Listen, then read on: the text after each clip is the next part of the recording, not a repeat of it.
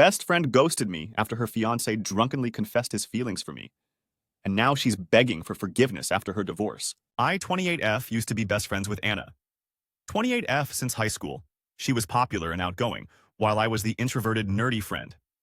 In high school, I had a crush on Ethan 28 million, but I assumed he'd prefer Anna, so I stayed out of it. They started dating, and I supported her with reluctance because of their toxic on and off relationship. Over time, I grew to dislike Ethan because he was rude and mean. They broke up when we were 21, but got back together with him a year later and eventually got engaged at 23, 3 months before the wedding. Ethan drunkenly called me, asking why I rejected him. I dismissed him and said he was drunk and ended the call. The very next day, I was kicked out of group chats and ghosted by everyone else in our friend circle. When I texted my friends to ask what happened, they gave me the silent treatment. When I reached out to Anna, I found myself blocked, desperate. I even tried calling Ethan, but my number was blocked too. I had no idea what I'd done wrong, and I wished anyone would tell me. That week was hell. Anna's silence hurt the most because, at the time, she meant everything to me. I barely slept, battling panic attacks at night while trying to keep it together for class during the day. If not for my supportive roommates who helped me through my panic attacks, I don't know how I would have made it through. Anna and I attended the same local university but took different courses. I waited for her outside her class when she came out with her FRINs. I pulled her aside and asked what was going on. She accused me of being a fake friend who tried to steal Ethan. I denied her accusation and asked for proof, but she went silent and left. They didn't unfriend me on Facebook, but kept posting about their hangouts and the bridal shower, along with indirect jabs at me. I eventually deleted my old account and changed my number. I slowly rebuilt my self-esteem and moved on. I recently created a new Facebook account. A few days ago, I was added to a group chat for our upcoming reunion, which I had no idea about. They greeted me, calling me class president, as if they hadn't shunned me. 6 years ago, I left the group, but they messaging me. Anna kept calling, so I finally picked up out of annoyance. She told me that she was sorry for everything and wished for me to come to the class reunion party. The party didn't seem to be complete without the class president every year. She told me that she divorced Ethan after 2 years of marriage. She tried to reach out to me but couldn't find any of my socials or contact info. After we graduated, I asked her why she was telling me all this when she was not important to me anymore. She cried. I ended the call and continued ignoring their messages on Messenger. My family says forgiveness is for my own peace and that it doesn't mean forgetting, but I don't feel anything anymore, only indifference. I don't owe them anything to ease their guilt. So, Ida, P/S. I originally posted this in the other main subreddit, but it was deleted. I was advised to share an outer relationship instead. Unfortunately, I'm unable to reply to those who leave encouraging comments. I share it here because I needed advice too. Even now, I still wonder why I was ghosted and shunned like that. I want to know the truth, but I'm not sure if I can trust any of them. Update 1. I wanted to edit my previous post, but it's already too long. Just a quick disclaimer. I created my Facebook account 2 weeks ago after mustering the courage from my past trauma. I used fake names and ages for anonymity. In reality, we're all 29. My friendship with Anna fell apart when I was 23. And now, 6 years later, we're 29. I know no one has noticed this so far, but I just wanted to clarify. Some people from my previous post suggested that I reach out to Ethan.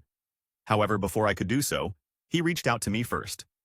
Yesterday, I received a friend request from him, along with a message, saying hi in my messenger. So we talked.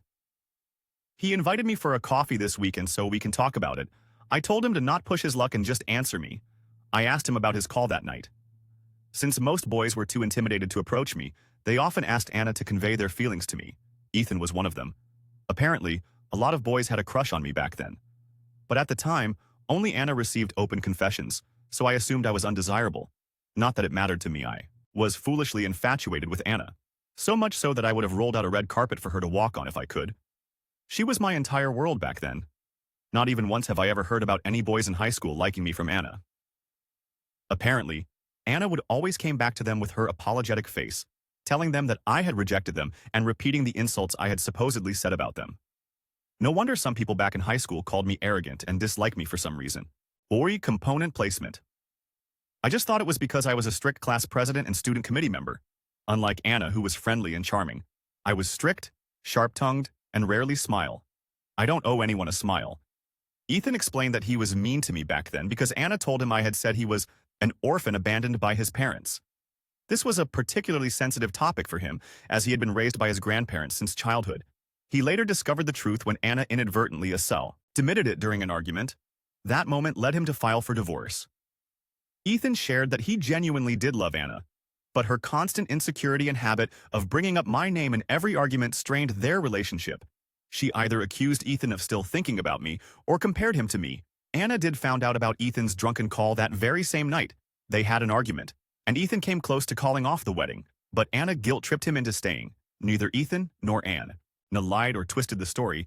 Anna simply told our entire friend group to stop talking to me. They knew I hadn't done anything wrong, but somehow, it was still my fault that Ethan had unresolved feelings towards me. I was and still am an introvert, and most of my friends back then were hers. It wasn't surprising that they followed her lead when she turned against me. They were always her friends, not mine. Anna and my ex-classmates then painted me as a villain to the other friends from high school. Well, Ethan didn't do anything to help me because he was manipulated to hate me. His words, not mine. That's why I changed my number and deleted all my social media accounts. While no one directly bombarded me with mean messages, I constantly saw posts that seemed to be aimed at me, even though my name was never mentioned. Ethan only revealed everything to the other friends after his divorce with Anna was finalized. Now Anna and my ex-classmates are the ones being shunned by the others since 2 years ago, Ethan said. He owed me an apology, though he knew it wouldn't be enough after everything that happened.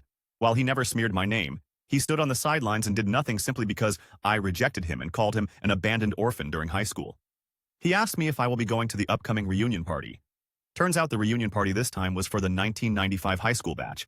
My ex-classmates probably wanted their former class president to attend for appearances. I told him I won't go. He said I can sit with him and his ex-classmates if I wanted to. Why would I? Brother, oof. I told him I wouldn't be attending because I have no friends from high school. He mentioned that the others would be sad if they heard. I said that. Well, screw them. I received a lot more messages from old friends, but I didn't respond to any of them. I have no attachment towards them. I told Anna that Ethan already told me everything.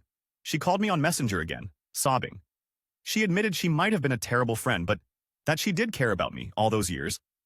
I was always on her mind.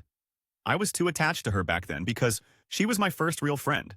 As I had no friends in middle school, I was too shy and quiet, so I couldn't make friends. Anna taught me how to make friends and overcome my social anxiety and introduce a lot of people to me. I learned to cook for her and took care of her when she was sick. I even protected her from creeps. Everything I did was for her. Now that I think about it, it was kind of unhealthy. Maybe she wanted me to be that version of myself again, only for her convenience. She begged me to try again, that she would be a better person for me. But I just ended the call and blocked her. After a few minutes of contemplating, I decided to delete my Facebook account again. I have a feeling that if I didn't, they will keep on bothering me. I'll settle with a fake account.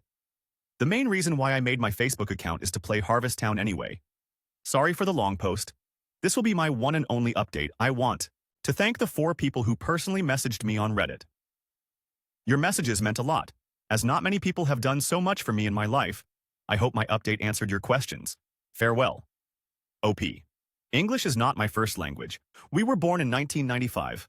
What I meant was reunion for year 1995 students.